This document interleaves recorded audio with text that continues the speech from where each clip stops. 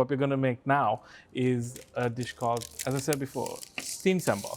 Now, Seeni Sambol literally translates to sugar sambal, which is going to seem a little odd because the main ingredient is onion, but there is sugar in it, and it does have a sweet back note to it, so it kind of makes sense. But what I've done here is I've sliced up an entire kilo of red onions. Now, it doesn't matter if you have white, yellow onions, you know, it's not a very finicky dish, so whatever onions you have available, you can use for this. And I've rubbed it down with coconut oil, because of course we're going all Sri Lankan, and I've baked it at 275 degrees Celsius for about a good hour. But every 10-15 minutes, you would just fork it through so that you don't char your onions completely. Little bits of charred bits is fine because it adds a lot of flavor. Traditionally, what you would do is you would chop up your onions and deep fry it. So this is a lot less oil. It's a lot more cost effective. It's also a bit healthier. And also it doesn't stink up your kitchen as much. So here we have it, and believe it or not, that's an entire kilo of onions. So if you are making this, minimum do a kilo, because it's not going to be worth the effort otherwise. And trust me, you're not going to regret it, and it keeps really well. And if you don't add the coconut milk, which I'm going to do, it'll keep even longer. You can store it in the fridge. It goes again, like I said about the chicken curry, it pairs with just bread. You can make sandwiches out of this, but it also pairs with all these Sri Lankan dishes that I'm making as well. So here's what we're going to do. We're going to turn on our pan. And as you can see, I'm using the same ingredients from the last couple of episodes. There is really nothing much I've added. So just imagine what you can do with that entire basket of, you know, goodies that you've been given. It's so versatile, the stuff you can do with just even a handful of stuff. And a good splash of coconut oil. And we're going to start off with our curry leaves. Again, maybe this is a bit difficult for you to source, but see if you can find it for this dish, because it does make a difference. But you can make it without, so don't panic if you, again, have trouble. Okay, pan sizzling, and in goes our curry leaves. You can give it a chop through too if you like, but when I cook Sri Lankan food, I'm very non-fussed and, like I said, rustic.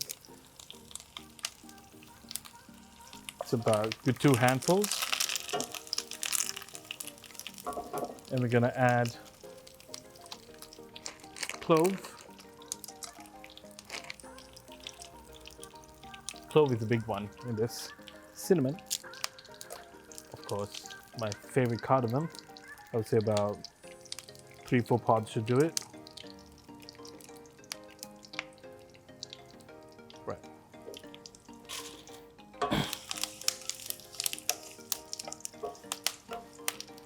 Right.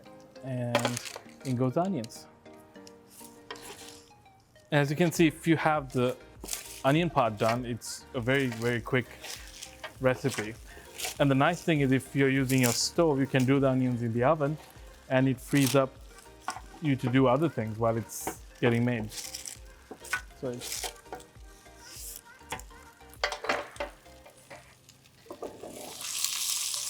and you really need the onions to be this deep, dark, almost charred brown for this dish.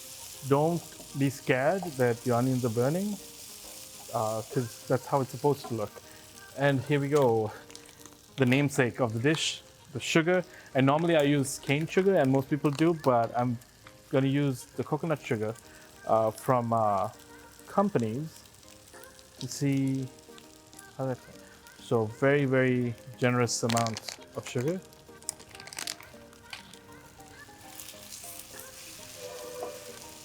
And reduce the heat, you don't need it to be too high. And it's gonna turn nice, sticky, glossy texture in just a bit. And now we need to add just a little bit of turmeric, as always. Always. And although we have sugar, again, this is a dish that's considered to be a bit spicy. So chili powder and salt.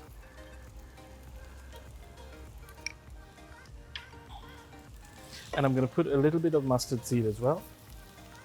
Works really well.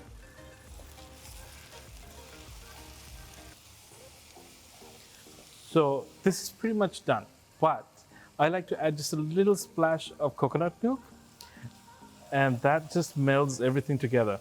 But remember, if you want to keep this for a longer time, forget about the coconut milk. This is pretty much good to go. Righto. So here goes our splash of coconut milk. Just about 1 or 2 teaspoons should do it.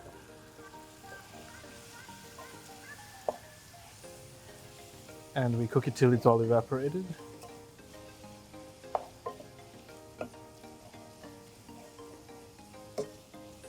And it softens the onions just a little bit more to make it even a nicer mouthfeel. And there you have it, that's done.